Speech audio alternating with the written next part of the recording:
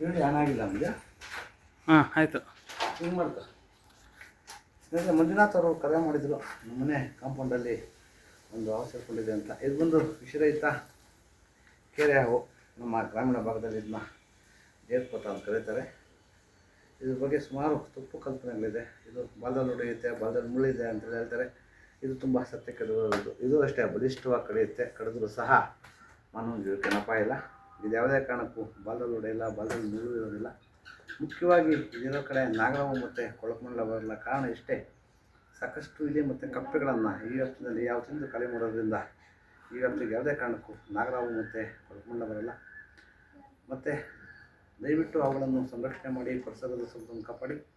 ಎಲ್ಲಾದರೂ ಅವ್ಕೊಂಡು ಬಂದಾಗ 8453535053 ಕರೆ ಮಾಡಿ, ಅಥವಾ ನಮ್ಮ ಸ್ಥಳೀಯ ವೃಕ್ಷಗಳಾದ ಸ್ನೇಹಿತರು ನಂಬರ್ 99788700 ಅಥವಾ ನಮ್ಮ ಆನಂದಿಯವ್ರ ನಂಬರ್ 9731906369 ಈ ನಂಬರ್ ಕರೆ ಮಾಡಿದಾಗ ಅವರು ಸಹ ಅವ್ರನ್ನ ಸಂರಕ್ಷಣೆ ಮಾಡ್ತಾರೆ. ಅಥವಾ ಇನ್ನೊಬ್ಬ ವೃಕ್ಷ ಸ್ನೇಕ್ ಲೋಹಿತ್ ಅವ್ರ ನಂಬರು 9136929331 ಈ ನಂಬರ್ ಕರೆ ಮಾಡಿದಾಗ ಅವರು ಸಹ ಅವ್ರನ್ನ ಸಂರಕ್ಷಣೆ ಮಾಡ್ತಾರೆ.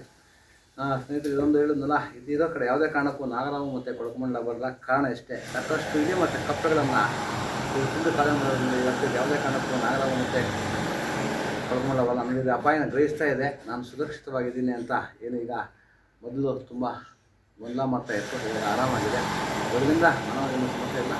ಮತ್ತೊಮ್ಮೆ ಹೇಳ್ತಾ ಇದ್ದೀನಿ, ಯಾವುದೇ ಕಾರಣಕ್ಕೂ ಬಾಲದಲ್ಲಿ ಹೊಡೆಯಲ್ಲ, ಬಾಲದಲ್ಲಿ ಮುಳ್ಳುತ್ತಾ ಇರಲ್ಲ. ದಯವಿಟ್ಟು ಅವಳನ್ನು ಸಂರಕ್ಷಣೆ ಮಾಡಿ, ಪರಿಸರದ ಸಂಪತ್ತನ್ನು ಕಾಪಾಡಿ. ಧನ್ಯವಾದಗಳು.